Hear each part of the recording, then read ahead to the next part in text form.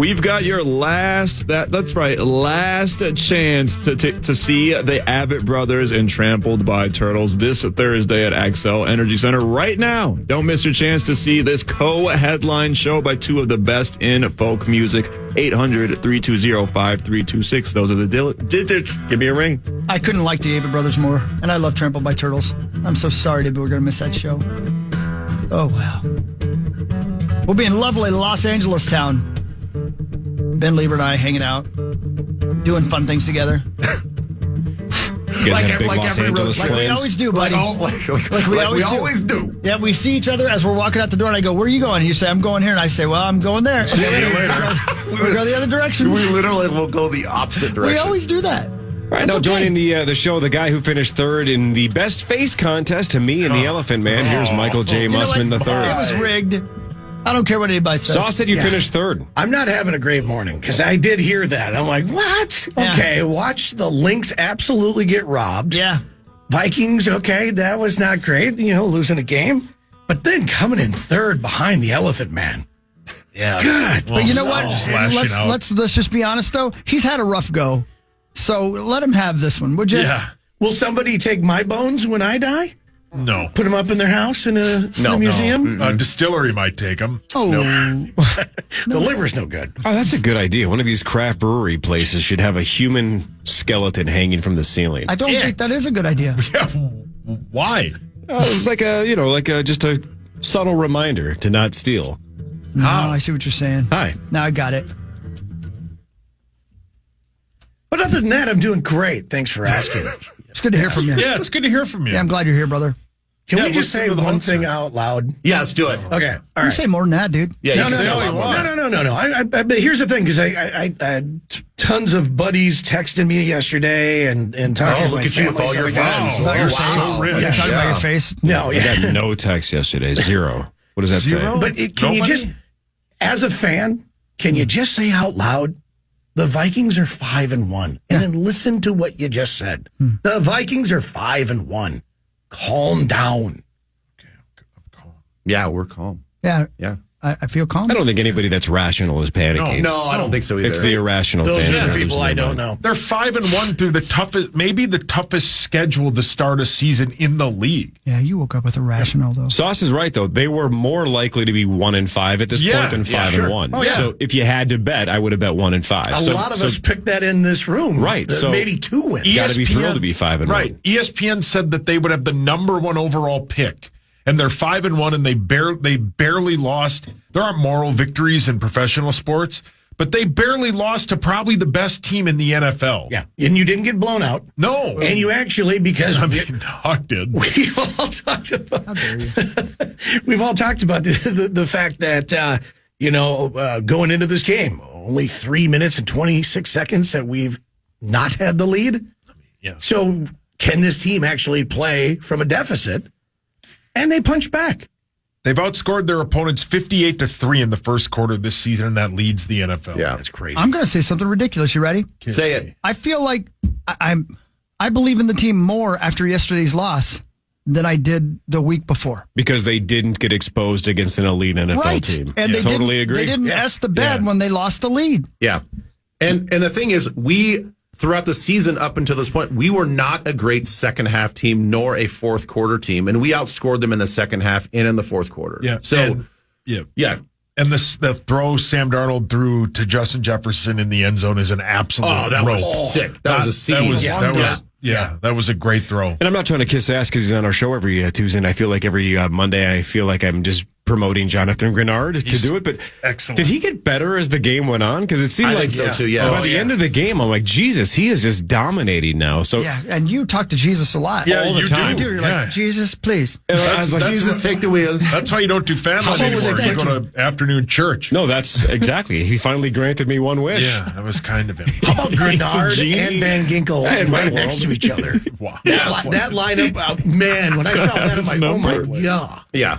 And that was the one that, well, unfortunately, we didn't get the fumble, but. Well, just think about how many different positions Van Ginkel actually plays in the course of a game. Right. Yeah. I mean, he lines up everywhere. We had Dallas Turner, which I don't know. I don't know if the experiment worked. Yeah, I mean, sorry, as an inside linebacker.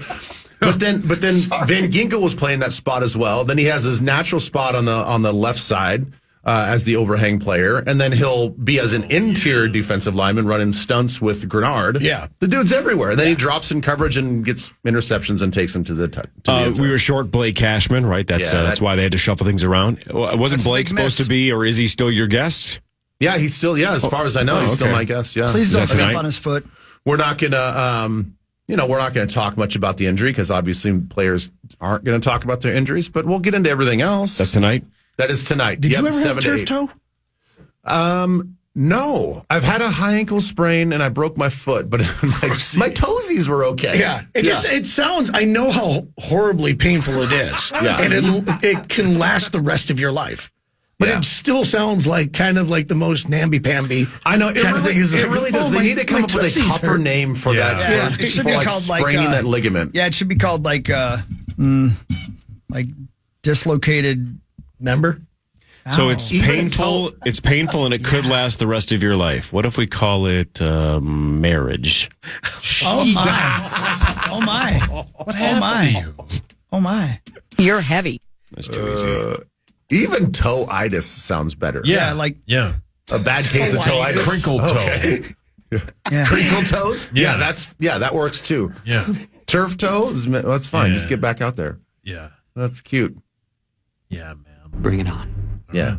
Yeah, bring it on. How about gerbil toe?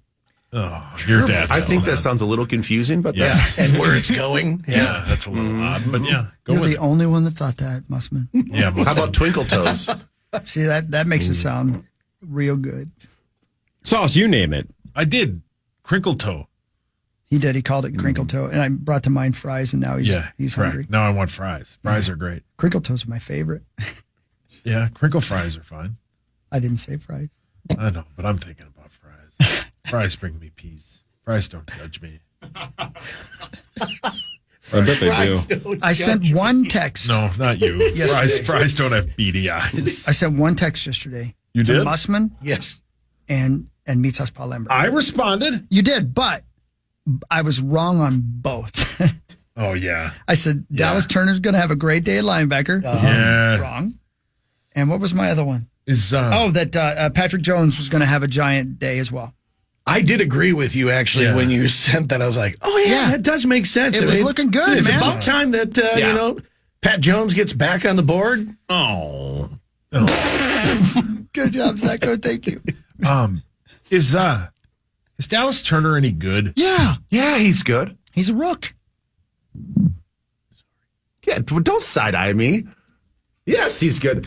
I just think that he there's not really, it sounds weird, but there's not really in a passing situation, who are you going to take off the field? That's a good point. At this point in time, the way Van Ginkel's playing and the way that he can give you a little bit more versatility, I think that is the one thing that he just doesn't have yet, is the ability to drop in coverage and to give you that element. So, yes, he's a good rusher when he's put in the right spots. It's just, who are you going to take? Who are you going to take out? That's a great question. I mean, you can't take Grenard out. You're not taking Van Ginkel out. So, it's a good question. I don't know. I just think it's just a matter of just him getting a few more opportunities. But no, to answer your question, he's good. I love the Gank, man. 2 sacks yesterday, right? Did Gink have 2? He did. Yeah. Pair sacks. Wow. It's hard to walk with that. Good. I was going to say, good for him. Yeah, right. It's almost impossible to get 3. Yeah, just four-toting it. Yeah, when you Four-toed. got 2 of them just hanging there. Yeah. Jeez. Man. Pace had 10 tackles, Yeah, he's good, man. had a touchdown. Yeah.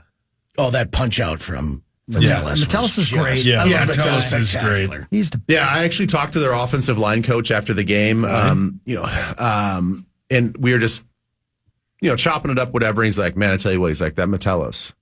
He's like, it's a heck of a football player. He's like, that dude is everywhere, and they ask him to do everything. I'm like, good for Metellus getting some love from one of the coaches. yeah. He's a great player.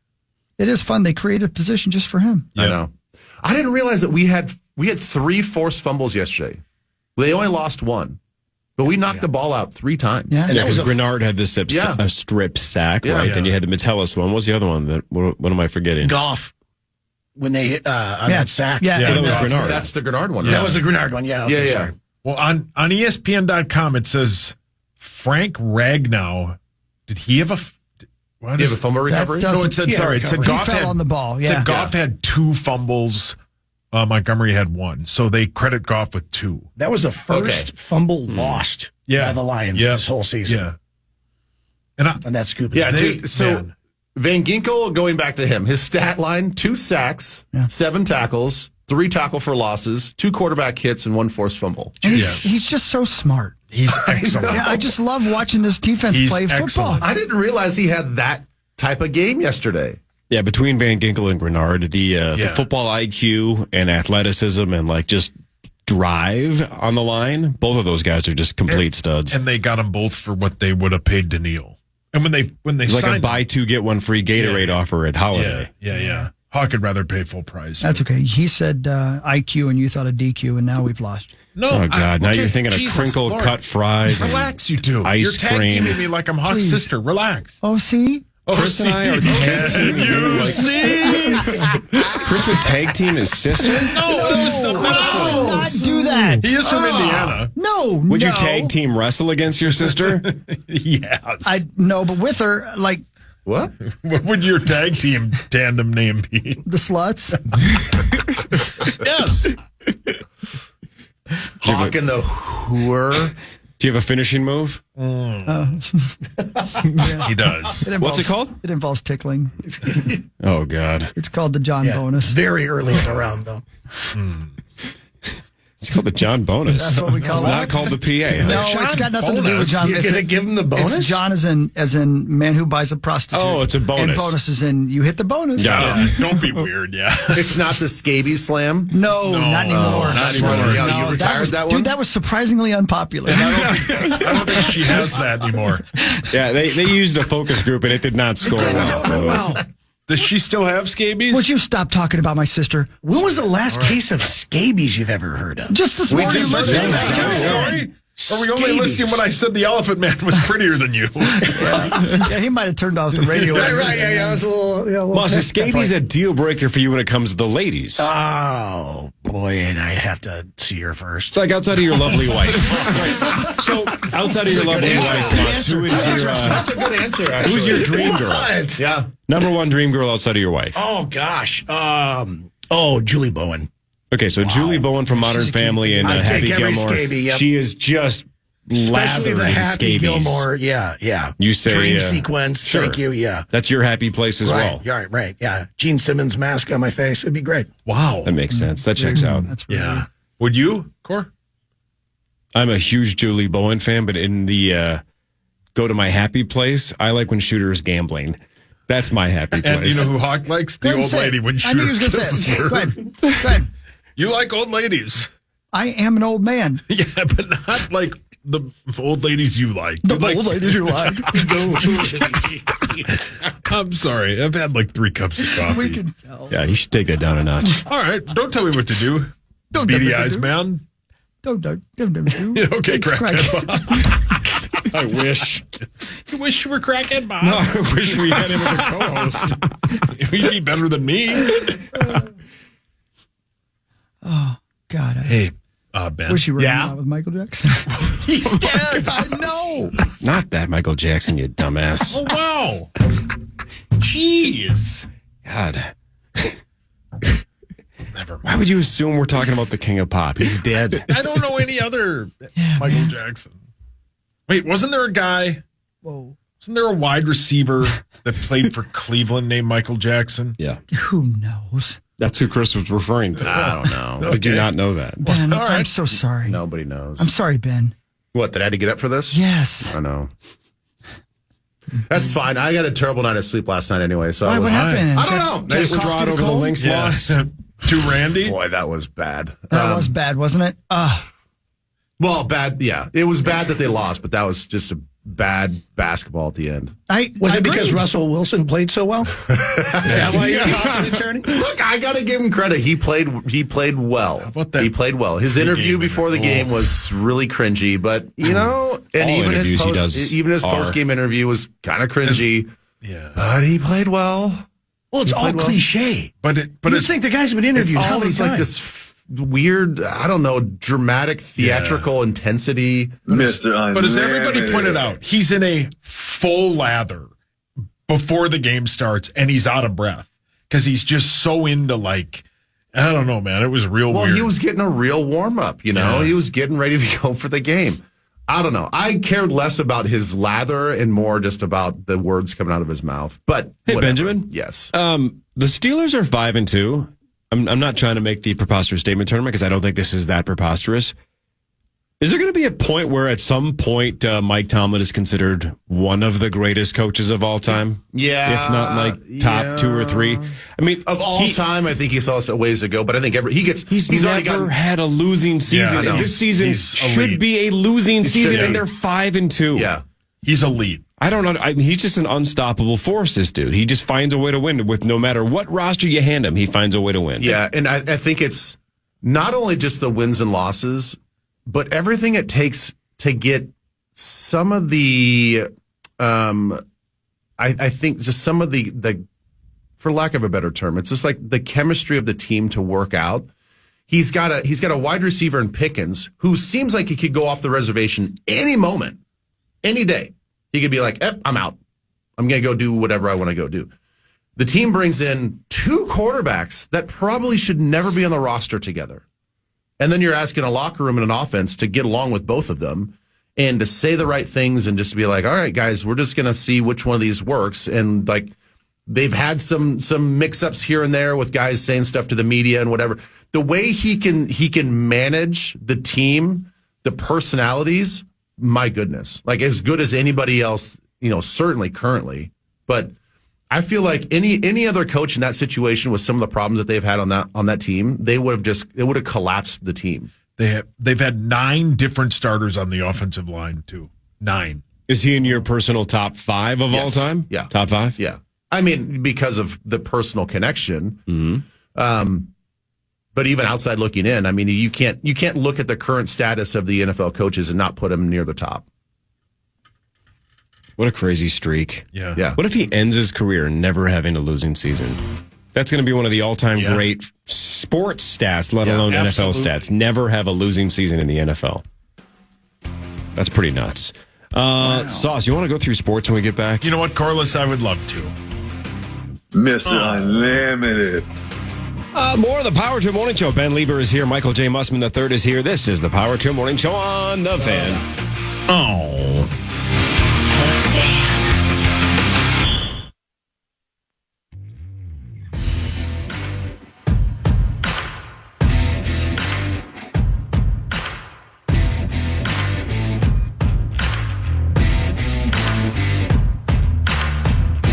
Hey, welcome back. It's the Power Trip Morning Show.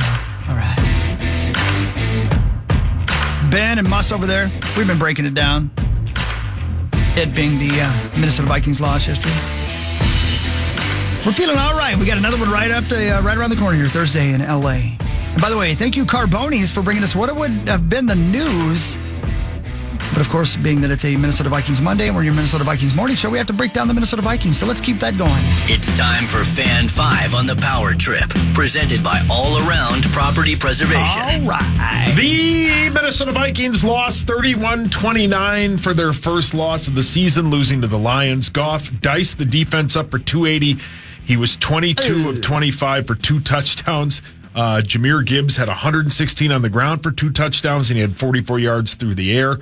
Sam Darnold was 22 at 27 for 259, 1 interception and 1 touchdown.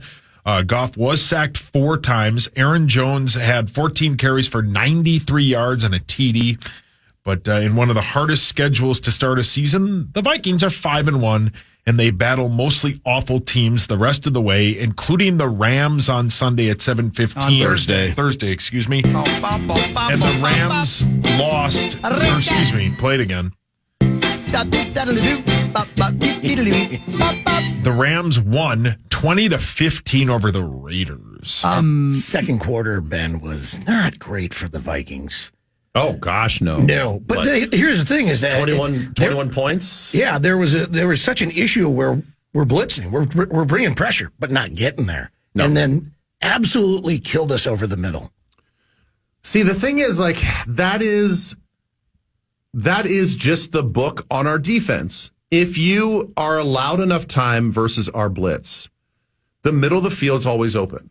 That it's been the same way from game one all the way to now. It's just that we have gotten away with getting pressure on the quarterback, affecting some of those throws, getting our hands up at the defensive line, tipping passes, and just flat out taking the ball away. That didn't happen except for one time late in the game where Metellus has a great peanut punch to get that ball out, and obviously IP takes it to the house. But that is the thing that we missed yesterday, was the consistency to affect the passer. And I just think that we're going to have to, as a fan base, live with that, because you face these good teams that can sift out some of the pressures, and they block you up, and now you're compromised in the back end because now you don't have enough guys to cover all the zones. Like I believe me, I know what it's like to play in a 3 under 3 deep zone. Any sort of having 6 guys in coverage and having to protect those zones for a long time. There's too much grass to cover for 3 guys underneath and 3 guys over the top, or any other version of that. And so if you have time to throw against any sort of 5-6 man pressure, well, good luck, man. I mean, you're just going to have to hold on, make a good tackle, and live to play another down, because that's the feast or famine nature of this defense. Because they can't all be getting home every single time you blitz. Right. Plus, that's a pretty good offensive line that you're going. It's a good offensive line. It's a well-coached team, and so that's the thing. I mean, you're going to run into teams that are just like really well coached. They have the guys that do it. They have the guys that are smart enough and athletic enough to pick up all the stunts and the twists and any sort of delayed blitzer. And they were able to do that more consistently than any other team. And plus, they've got a pretty dynamite quarterback that is just unflappable. Yes, he is. And he was just calm and cool, and there's so many plays that he made before the ball snapped, and I'm like, this guy is legit. I mean, if you are on the fence about whether you think Jared Goff is a good player or not, I mean, you got to just watch the game and the way that he operates, and then the way that he was able to pre-snap change a lot of things, yell out and bark out a bunch of audibles, point out different blitzers, you know, talking about threats to his offensive line and his running backs. Like he was surgical before the ball was snapped yesterday. Last 3 games for Jared Goff, his quarterback rating, 155.8, 153.8, and 140 yesterday. Crazy. Barring an injury, that's the kind of season that gets you a Super Bowl. Right. It is. It's just efficient, right? It is, I mean, everybody's always looking at, like, you got to have a 300-yard game, or in Nick Mullins' case, 400-yard game last year. And you're like, well, that's what it takes to be a good quarterback. Not really. You just got to go 15 of 15. That's a pretty good quarterback. Just be efficient, move the chains. Obviously get yourself out of trouble sometimes, but like that's winning football. Wasn't he about to become the first quarterback ever to have 3 straight games of a 150 or over passer rating? Yes. Wow. That's incredible. We were also about to see the first kick ever from 70-plus yards go through the uprights. Here's KOC on whether or not they were going to take that shot. My confidence in him is, I was, thinking about sending him anyway. When the penalty kind of marked it back, I think it would have been about a 73-yard field goal at that point, just outside his range. But yeah, I would have absolutely, hopefully gave him a swing there. Wow. I was going to say, I wonder what's more likely, a Hail Mary or a 73-yard field goal. I think the comeback is if you chuck it up, you hope, I guess, for a pass interference, right? And then you can get a chip shot field goal for the win, even if you don't complete the Hail Mary. Because otherwise, Riker from 73 might be more likely than a Hail Mary from that same distance. And at that point, you had nothing to lose. Also, I mean, right. Let's see if the kid can do it. Cannot wait to find out if we truly can think that that's part of his range moving forward. That anything close to 70 is possible with Will if it's indoors. Yeah. If you're down there in his at face. Vikings Entertainment Network this week, would you go to Will and take him to the practice room and ask him to kick a 71-yarder? Just see what happens. I mean, there was a game once that we all covered, and somebody was in it where a 55-yarder, they weren't going to give him a chance. Yeah. And then yesterday he bangs a 57-yarder and nobody blinks an eye because it's Will Riker. That's what he does. Yeah. He's great. Piece of cake. He pretty good. He's really pretty good. Pretty good. The Lynx lost 67-62 in overtime to the New York Liberty in the WNBA finals last night. A very bad call got the Liberty to the line in the final seconds of regulation. Brianna Stewart made made both the free throws to tie the game 60-60. Then in overtime, the Lynx only managed 2 free throws, but the Liberty are your 2024 WNBA champs. Here's Cheryl Reeve, and she's pissed. I know all the headlines will be Reeve cries foul. Bring it on, right? Bring it on. Because this was stolen from us. Whoa. Bring it on. If we would have turned that clip in, they would have told us that it was marginal contact, no foul. Guaranteed. Guaranteed. So when you review, those should be the same parameters that you're reviewing with. But the 3 people that are on the game need a third party to let them know, because that decided the game. That decided the game. We know we could have done some things right, but you shouldn't have to overcome to that extent. It ain't that hard. Officiating it's not that hard. When someone is being held, be consistent. If you don't want to hold it one, then don't call it the other. Be consistent. Every team asks for that. Right? Sandy asked for that last game. So 3 of the games in the series, we're talking about the same damn thing. Yeah. The Lynx obviously could look in the mirror this morning and go, man, Ionescu shot 1 of 19 and the Liberty shot 30.6% and we lost. They have themselves to blame. But when it mattered the most, the refs absolutely botched it and the Lynx should have been champs. What's really telling, though, do you remember last week I asked Marnie about all the things that the WNBA does from a broadcasting perspective that I think are a little bit different, right? Like the walk and talk, which they didn't do last night. But you walk all the way to halftime or something instead of just standing on the court. That's kind of cool. They had both coaches last night, even though it's like for 7 seconds and it's awkward, interviewed during the game. Yeah. Really quick. You can tell the coaches don't want to do it, but they do it just because it's the WNBA. But the other thing that they do that I still can't believe is live listen-ins. Yeah. During the huddles. It's like, man, that's really interesting. If you had a communication system, you could quickly tell the other coach, like, hey, I just saw it on ESPN. They're going to do this, or this, right? I think that's interesting. Did you guys see last night's? So there's, 5.5 seconds to go in regulation, and the Lynx are up 2. The Liberty need a basket to tie or take the lead and win it. And the coach of the Liberty does, hey, you go here, you do this, look for this. And then she looked right at Brianna Stewart and was like, and if that doesn't work, embellish it. Yes. Embellish it. And then they cut the mics out. Yes. They cut the audio out, basically like, oh, whoops, we probably shouldn't have it on national TV that she's screaming. Hey, basically fake it. If they don't follow you, make sure you fake it. Right. As soon as she said, just embellish it, they cut out the microphones. She went Gordon Bombay on it. Yep. Yeah. That was not a good look for people basically like Cheryl screaming, going, this was stolen from us, when you have the coach flat out admitting they're going to have Brianna Stewart flop around and hope that they get the whistle, and that's exactly what happened. I know. I roll my eyes a lot of times when you get people like going the conspiracy theories and all that kind of stuff. Like, okay, whatever. And then the refs cost you a game and stuff like that. Well, you could have actually made sure the refs didn't. Williams could have hit something. For a little while there, she was absolutely cold. But the thing is I'm watching this and I'm like, okay, she travels. That was not a foul at all on Stewart.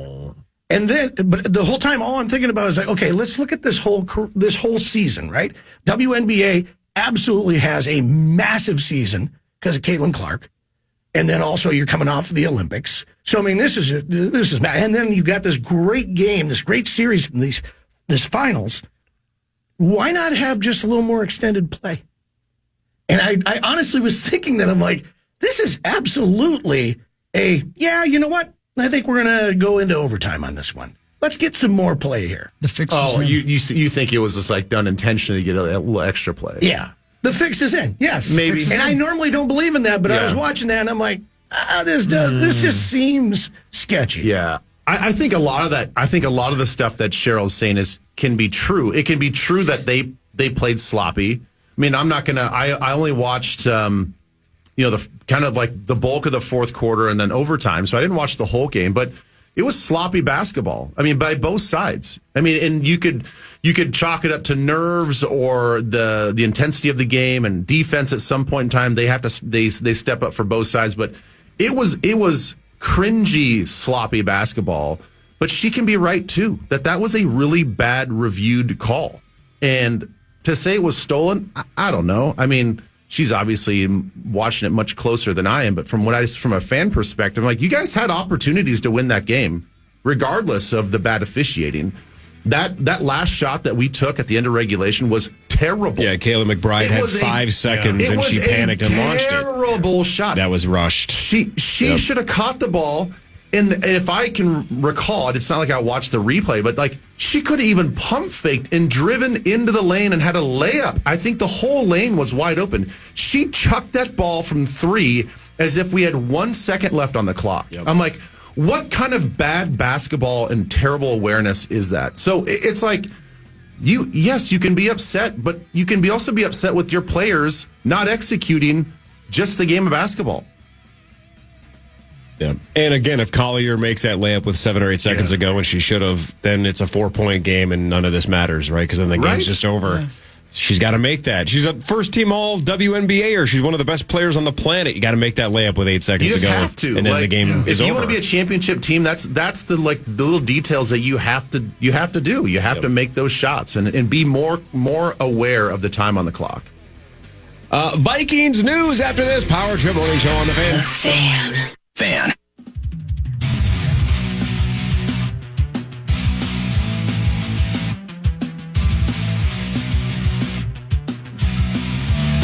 Okay, 7:45. Lots to talk about this morning. Breaking it all down. We'll do Vikings news. I'm going to say some props, though, to the lovely and talented Zacho Halverson for being the game engineer yesterday. Master Control Supervisor. Zacho. He was a sweet voice in my ears. Well done. He did a great job, man. Yeah, well done, man. That's not an easy job to do. That's a hard thing. A lot of attention paying. Yeah. Oh, yeah. Which you're very astute at. Yeah, and you're poor. You can't even afford to pay attention. Wow. Not in this economy. Wow. No, really, all seriousness, that's a tough job. Good job, man. As far as I can tell, the broadcast was on the air. It was for the most of the game. Yeah, right. And there was white bear math that was included in that. Oh, is that right? What happened there? Well, you got to time everything out. Oh, yeah, I didn't think about that. Sure. Especially in that network hour right before kickoff. Lordy. That gets a little tight. Here's KOC on the good second half from your Vikings. I think first and foremost, we stopped kind of shooting ourselves in the foot. And we did have that drive kind of moving a little bit, and then we had the interception. I thought Sam played really good football today. A lot of big time throws. We were able to get that first touchdown in there. Really good execution of a run by Aaron and our group. That's the kind of thing we need to have consistently over and over and over again. It's time for Vikings news on the Power Trip, presented by Radco. Let's go, Radco.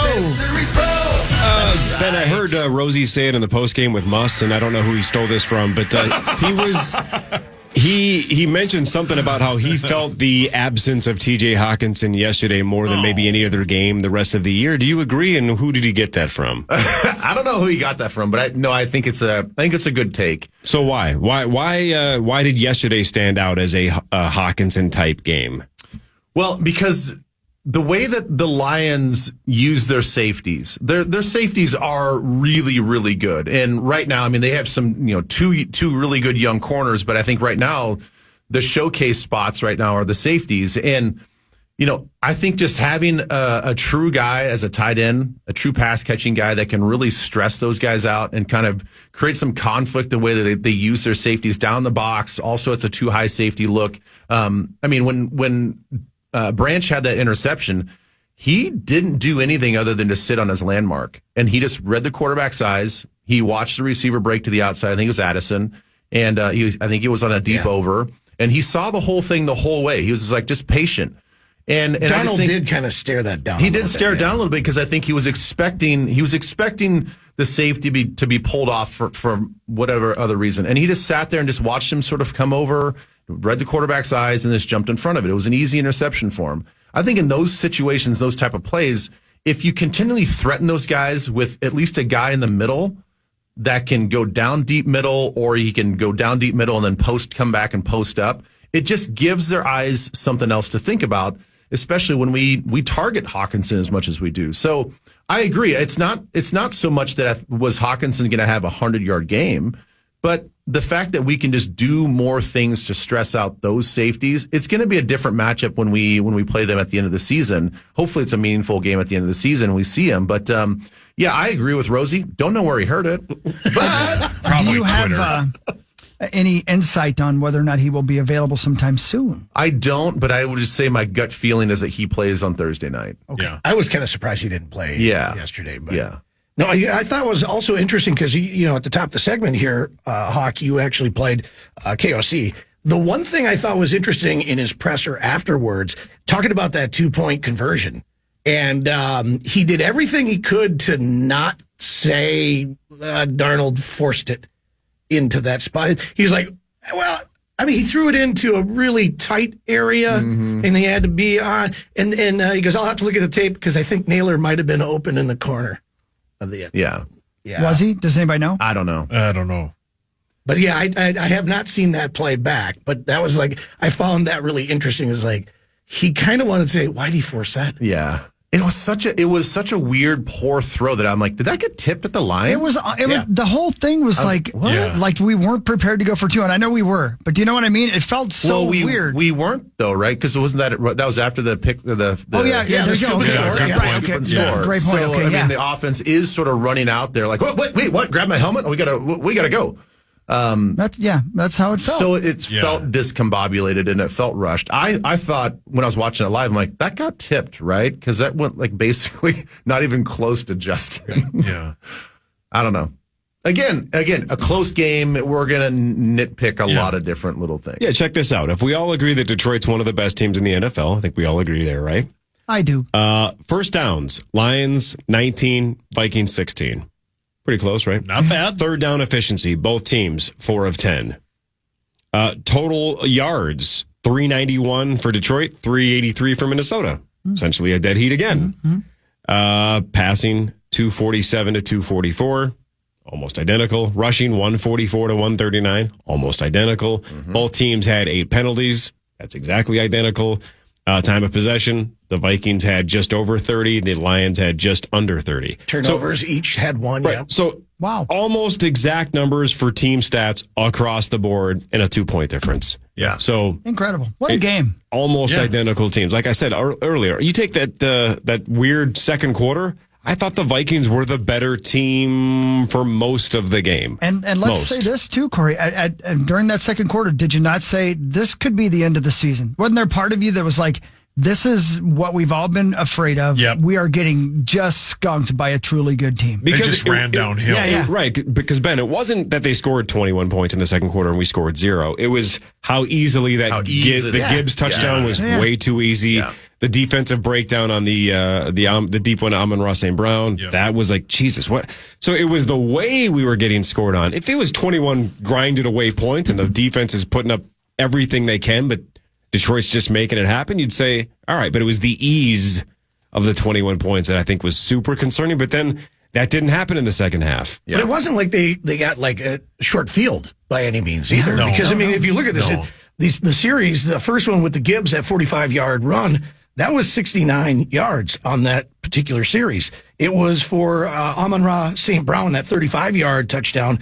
That one is 83 yards, 72 yards on the Gibbs' second touchdown. Yeah. So it wasn't like, oh, man, we got shortchanged on the field, and all of a sudden, here we go. No, these were like serious drives and getting big chunk yards. Yeah. Again, it was a lot to there's a ton of positives from this game just from a psychological standpoint. I mean, it is a loss, and believe me, the guys in the locker room, it was kind of nice to see how bad they took it.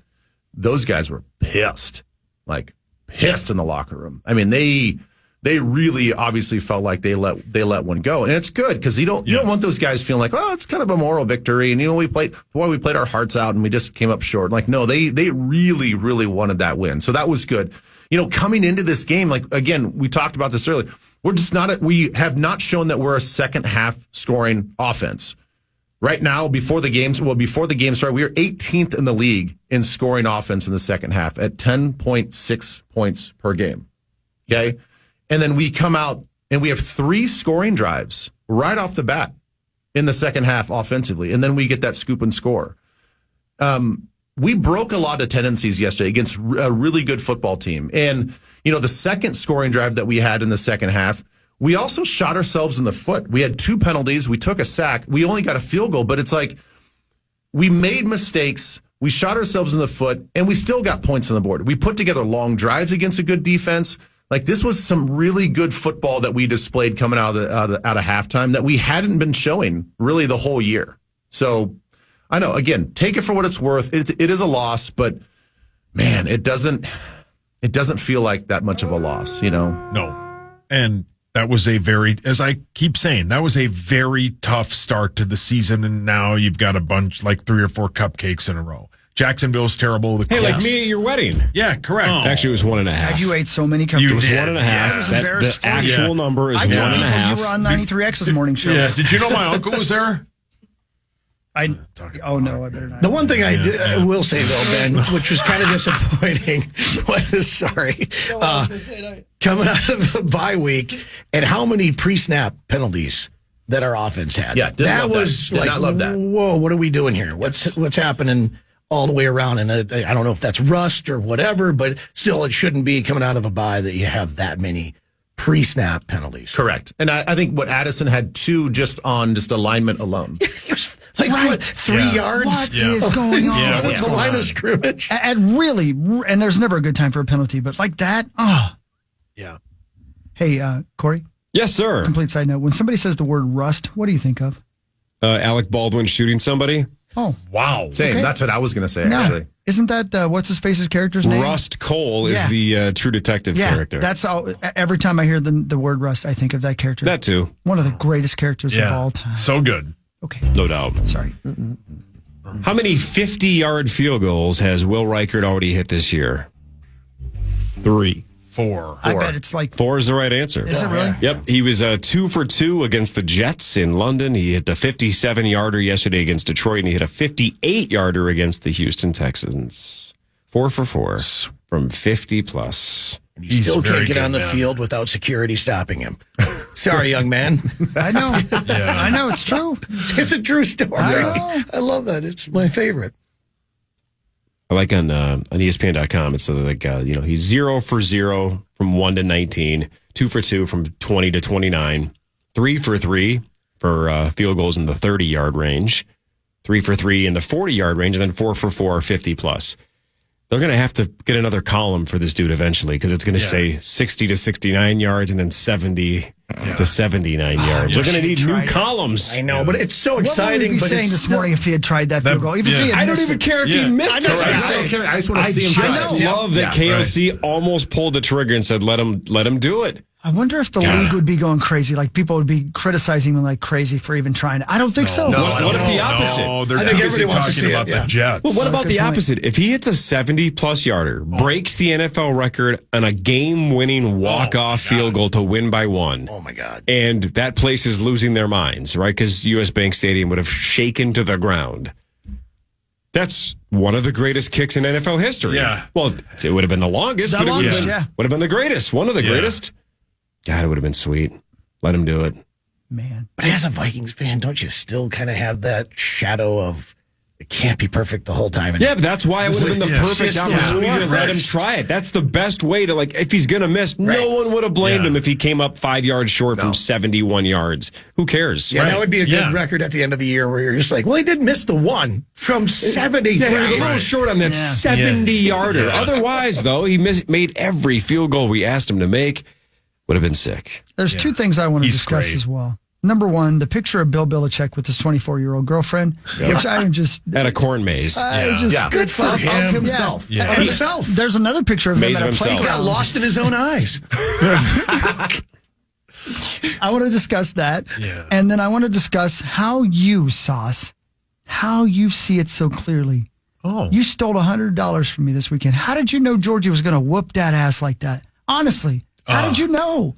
I didn't. I just wanted the action. I think my logic was this is Georgia's season if they lose that game. I know, but they were in Texas. I know, but I can't believe it. I'm with you. Yeah. Wow. Yeah.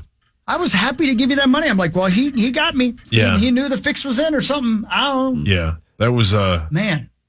Oregon number 1, Georgia number 2, Penn State 3, Ohio State 4, Texas falls to number 5, Alabama falls all the way to number 15, and Michigan falls all the way out now finally they're at the not top good. 25. How about Oregon this weekend plays Illinois, the 20th ranked team How cool is that? in the country? What would you say the line is?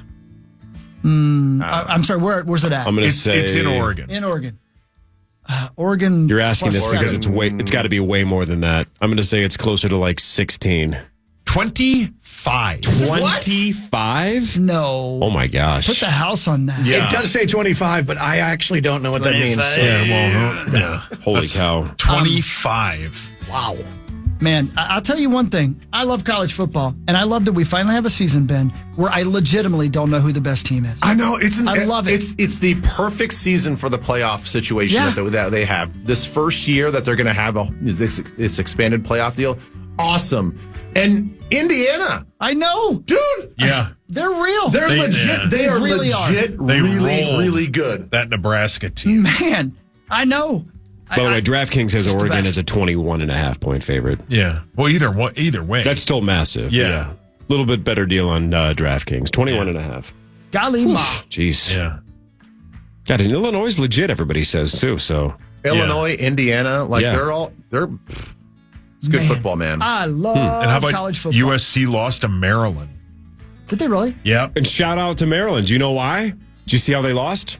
Because the Maryland coach understands game theory. They were down 14 and they scored a touchdown. What did they do? Went for two and Went got for it. 2 on the first touchdown. That's how you do it. You go for 2 on the first one, and they did. Because you don't play for overtime. You play for the win. So they got the first 8 points, and then when they scored the other touchdown, they get the game-winning extra point, and they win by 1. Hey, Saucy, I'm sorry. I know you probably said it. I somehow missed it. Is Indiana ranked then? Yeah, they're 13th. They're 13th. Yeah, How and cool they're would it be 7. to see them make the playoffs? I just freaking would love that. Think about how quickly college football changes. Washington last year were one of the Final Four teams. Indiana's a 7-point favorite this weekend against a 4-3 Washington team because everybody went pro on that team. Right, Yeah. Right. And the coach left. Yeah, and the coach left. Tennessee's good too. Yeah. I mean, Yeah. there's you can't call it. Bama's not very good. Did you see the video of the Tennessee coach getting interviewed and then walking into the crowd when the lights were off? It's one of the coolest things you're ever going to see. Heupel did that. Yeah, it's like a movie film. Like they're filming the end of a movie when he walks off into the crowd. Yeah, I you did got not to see see it. It's pretty cool. I love college football. Yeah, it's great. 8 o'clock hour in a second with Muss and Lieber. We'll do Fan 5. We'll get to headlines. This is the Power Trip Morning Show on the Fan. The Fan.